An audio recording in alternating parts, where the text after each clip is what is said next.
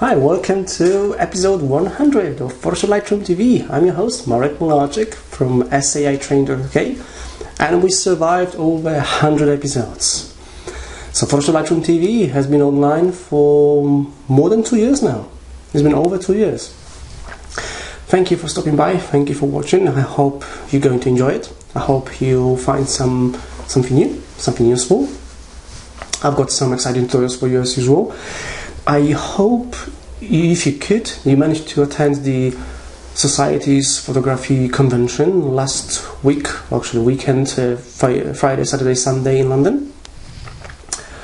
Everything about photography with a number of presentations. There were lots of free presentations to attend with, for example, Sean McCormack and Frank Dohoff and many other fantastic people. And what I want to share with you first is a part of the presentation did by Sean McCormack on Lightroom and Photoshop. So what Sean was showing was how to use Lightroom and perform some edits in Photoshop, how to edit some images in Photoshop, some useful techniques he uses in Lightroom and Photoshop on a regular basis. So let me show you some parts of the video with Sean from Saturday. Lightroom is a parametric editor. That is, it takes your original file, you apply settings to it, and then it creates a new file from those settings when you export, or even just when you're previewing. Whereas when you're working in Photoshop, it's a pixel editor. So that means that you change things, and it essentially changes the original image. Okay? The good thing about Lightroom is that you can go back and easily change anything, and you never have the original file touched whatsoever. But there's a lot of things you can't do with it. You can't stitch images together, you can't do HDR stuff, you can't composite images together. So this is stuff that you need Photoshop for. So essentially I'm just going to show you some of the workflow so you can do some of the stuff that you need to do in Photoshop but still working from a Lightroom environment. And then show you some stuff that you can do with certain types of files that you can't do in Photoshop that you can do in Lightroom, which is really, really good for people doing HDR and stuff like that. A little warning here, just trying to recover stuff. We don't want to recover stuff. So image, adjustments, actually desaturate down here, which is Shift Command U or Shift Control U. Desaturate, that's going to throw away the colour. So now I'm literally just going to save the image. Save. And the image as I'm saying is just saving up here. So that's now going to listen back down. So now what I'm going to do is, if I double click on that little icon on the thumbnail, it'll open up the file in Camera Raw, which gives us the same settings as we have in Develop. So if I wanted, I could come to saturation here, and I desaturate here in Camera Raw, and I click OK. So it's going to take that information and go back. So I now have a black and white file, so I'm going to save that. So it's now saving. And I'm going to save that, to close it. Go back into Lightroom. You can see we now have this file in Lightroom. Okay, and if you just have a quick there, you can see it's a TIFF file. So if I now go back and go just edit in as a normal object, edit original, because if you don't edit original when you do this, what happens is Lightroom will send a flattened file, and we don't want that. We actually want to edit the file with the smart object in it. So again, we've got the black and white file. Double click on that icon, jump into Camera Raw, and we can now put it. Okay. The next option, which I'm going to look at very quickly so I do these in the right order, is Panorama. So we're going to get some panorama images. So here's 3 images. So I just pressed G for grid mode there. I'm just going to put them in order and drag them in order. A quick note about dragging in Lightroom. You have to be in a collection or in the lowest level folder, otherwise it won't let you drag. I'll just show you that if I was here, say in 2012 with these 3 images, and I go to start dragging, it won't let me. Okay, and it gives me a warning that the customs order is not supported. So you'd have to go down to the bottom level folder like there before it'll actually allow you to start dragging. So I'm just going to run from the collection initially. So I'm going to select the 3 images. I go Photo, and because there's more than one image selected, these other options now become available. So I can go Merge the Panorama in Photoshop.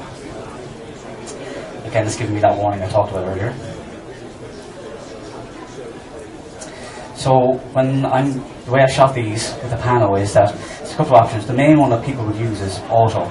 But because I have a certain line in the middle of the image, I tend to go for cylindrical. So just try to keep the middle of the image in the middle, basically.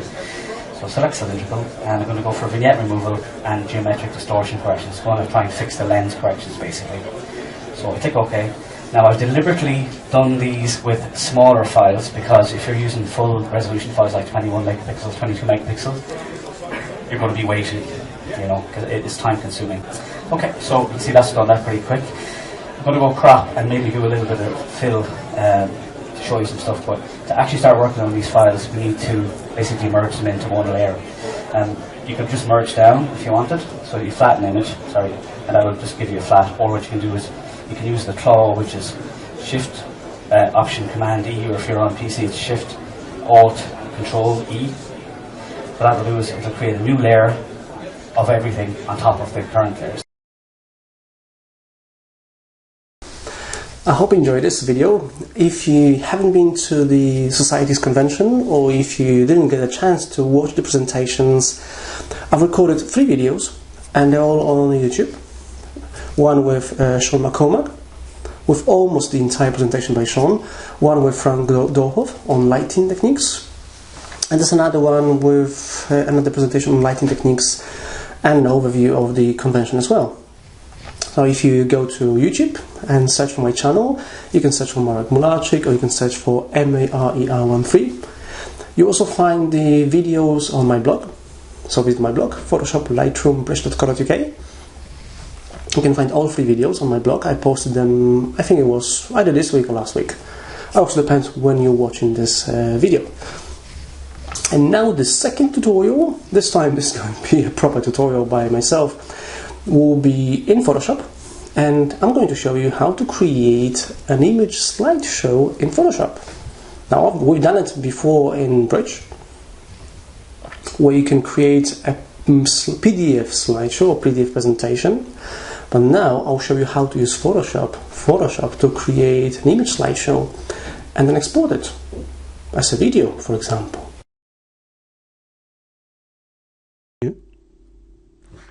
Because the images I'm going to use are about 1,000 pixels on the longer side. I'm just going to double check the dimensions. I've got a couple of images here on the desktop in the Alps folder. Okay. One of them is landscape, but the others are portrait landscape. So it's 1000 by 667. So make it 1000 by 667 pixels, 72 ppi. That's fine. I'll click OK. And I'll set the background to black and white, to black, so I'll just fill it with foreground color in this case, because my foreground color is black, or I could just use black as well. Okay, right, now start importing images. So I'm going to click Create Video Timeline here in the Timeline panel. Okay, nothing for now, just a black background. I'm just going to expand it. Okay, now move the playhead to, let's say, about here. Okay, no, it's actually 10 seconds, so let me just maybe lower that. Okay, I'll zoom in a bit, you can see it bigger. Move the playheads up to maybe here. Now import the first image. I'll be placing images, so I'll place the first image, this one here. It appears on this position. I'll accept it. Okay, so it appears here initially. So if I just put it here, play it, nothing. Let's have it starting earlier. So I'll just drag it. This is new in Photoshop CS6. It's 2 seconds. Let's see. We'll give it 2 seconds. So I'll drag it here. So it will appear after 2 seconds. We're actually going to make it appear. But for now, I'll leave it. Let's have it stay for maybe 3 seconds. Here you go. This is another new feature now in Photoshop CS6 that shows you how long the image lasts and so on. I'll move the playhead to 5 second mark. Here you go. Last not really 5 seconds. 4:29. I'll import another image. So I'll just place another image. Here we go.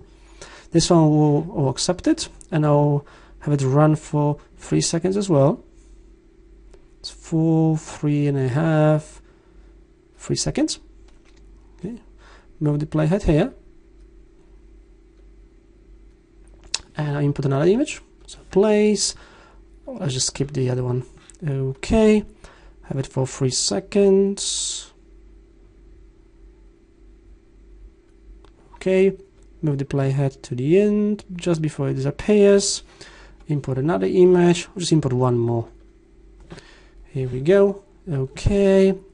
And again 3 seconds. Okay. I'm going to reduce the length of the bottom layer up to here. Notice how it jumps. Great. I'll rewind to the beginning. I'll play it. So initially the images will just appear, okay, one after another. Okay. But it gets even more than that. Oh, stop it. In here we can add the transitions for the images. So I'll be using fade with black. So I'm going to click on fade in black and I'll drag it on top of this first image, and you can position it either at the beginning or the end. Okay. So for example, I can put it here in the end, and what's going to happen, the image will fade in and fade out. So it's fading out here, fade with black. Let me drop it on this image here as well, and another one here and one at the end. Okay. We can also use fade.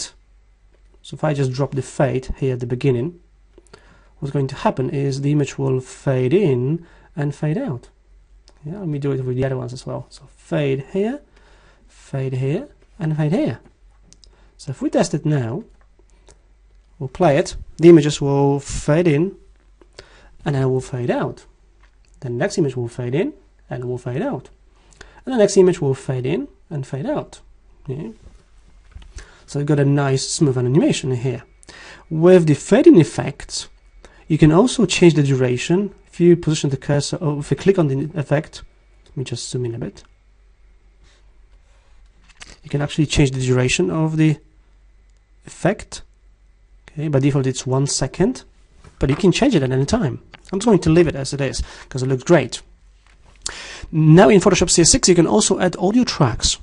Okay, so we could click in here and we could add audio. I don't have anything here right now, but if I just go to, let's see here, I've got a sound here in the Dreamweaver folder, media, movies. I've got an MP3 file here. We can have it playing in the background for the slideshow. Here we go. Okay. It's playing. And again, I'm going to shorten the sound because it's really long. Up to here. So we can play it from the beginning. And it's playing. Now when you're done, you can export it. Also remember that in the timeline, you've got the menu in the top right corner, like with every panel inside of Photoshop, with some different options. So one of the ways of exporting video, rendering video as it's called in Photoshop, is to use the menu in the top right corner.